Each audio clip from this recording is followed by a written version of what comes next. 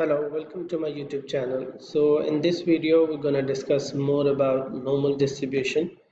So as you remember in the previous video, we have looked into few examples. So let's recap and we'll do further to it. So if you remember for the normal distribution,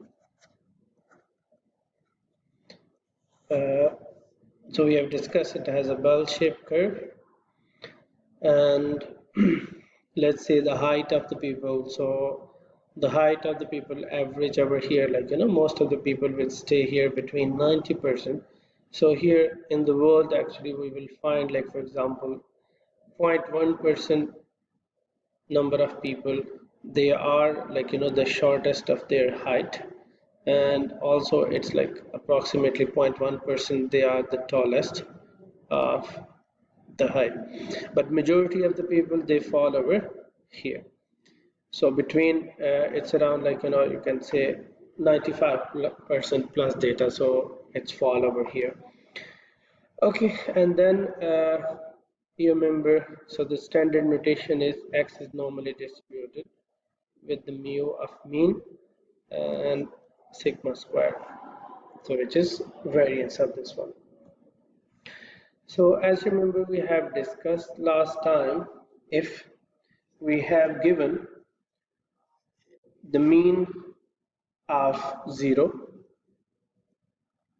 and variance of 1, so then we have discussed, like, for example, if we know the z value, z score, as you remember we said z is a standardized value.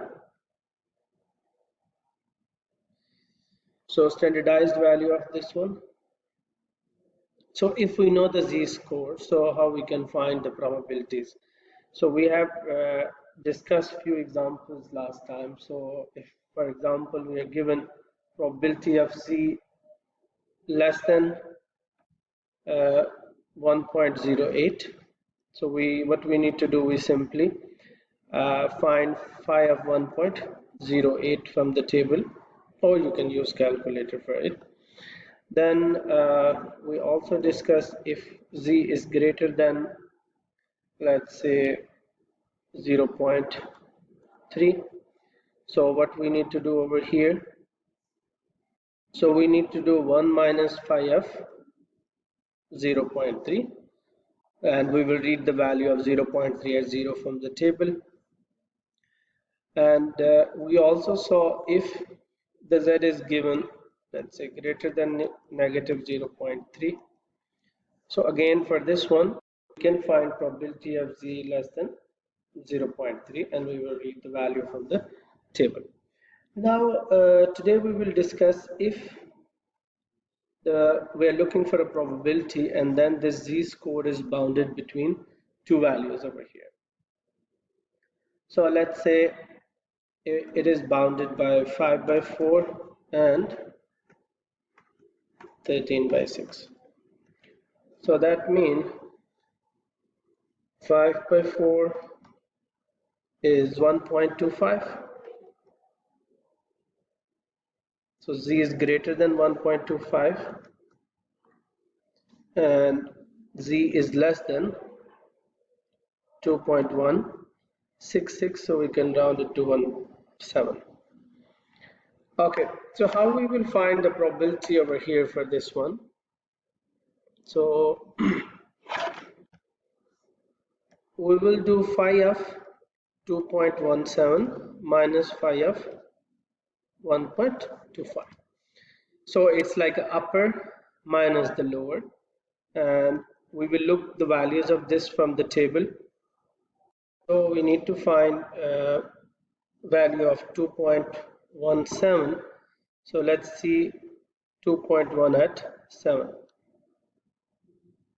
So here this is the table given to us. So 2.1 is right over here, and then for this 2.1 at 7, so 7 will come from here. So where is 7? 7 is right on this side. So the value for 2.1 at 7 is 0.98 So 0.9850 minus phi of 1.25. So now similarly we will look for the value of 1.2 at 5. So 1.2 at 5, so that means this is the value 0.8944, 0.8944, and we will subtract those two. So 0.9850 minus 0.8944. So this will give us the probability of this region, which is 0.906. So we can also see this by sketching it. So that means here the value was, or z-score was 1.25 and 2.17. So here, once we find the probability of this, so that means we found the area under this curve between 1.25 and 2.17. So for that, the probability is 0.0906. Okay, hope this is clear. Let's see another example. Now, we'll take another example if we are given between negative and positive. So let's say we have probability of minus 1.3 is less than z, and this is less than 1.1.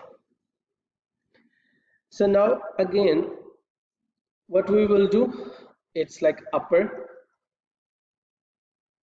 minus lower.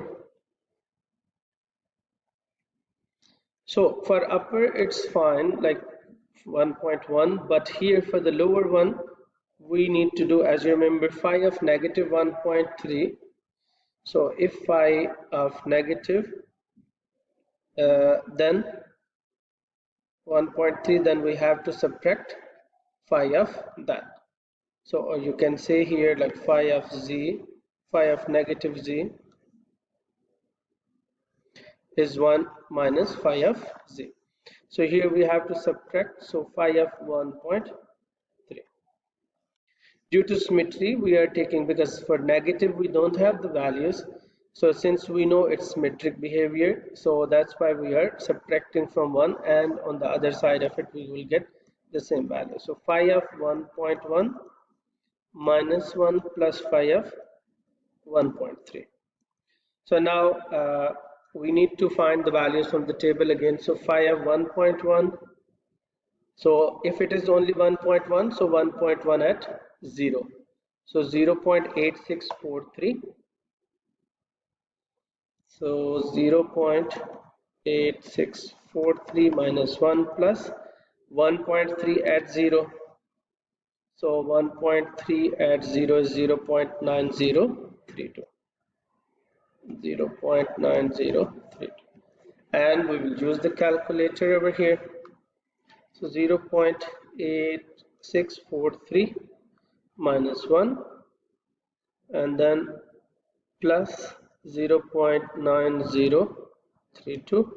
So it will be 0.7675. So we can say 0.768. So since this region was bounded again with the negative value and the positive value, so if you want to sketch this one, sorry, sketch. Okay, so here this is in the middle. The mean is exactly in the middle over here, and then one value we get over here which is negative 1.3, and on the other side z is equal to 1.1. So what we did, we just found the area between this region. Okay, now let's see another scenario, another case of this. So if you are given a probability of 1.8 less than z and less than 1.8. So now here at the same value So what we will do again, upper minus the lower. So since this 1.8 is negative, so again we have to subtract from 1. So that means phi of 1.8 minus 1 plus phi of 1.8. So that means it's 2 times phi of 1.8 minus 1. So you can get the value of this from the table again. 1.8 at 0.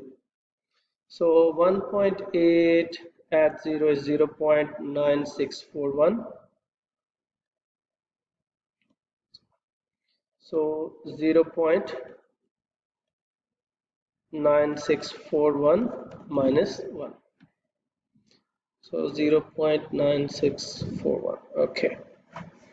So 2 times of this minus 1. So 2 times 0.9641 minus 1 will be 0.9282. Okay, so here in this video, we try to cover all those examples. So if we are given the standardized value and we are going to find the probabilities of it. So there are different cases, so it can be greater than, less than, or it is bounded by, or it can be a negative value. So all of those cases we have discussed, and so that's how we are going to find the values of probability if we know the z-score or standardized value of it. Hope this concept is clear. So we'll come with the other concept where we have to find the z-score if we are given the probabilities of it. So we will look into another video later on. Hope this concept is clear. See you later.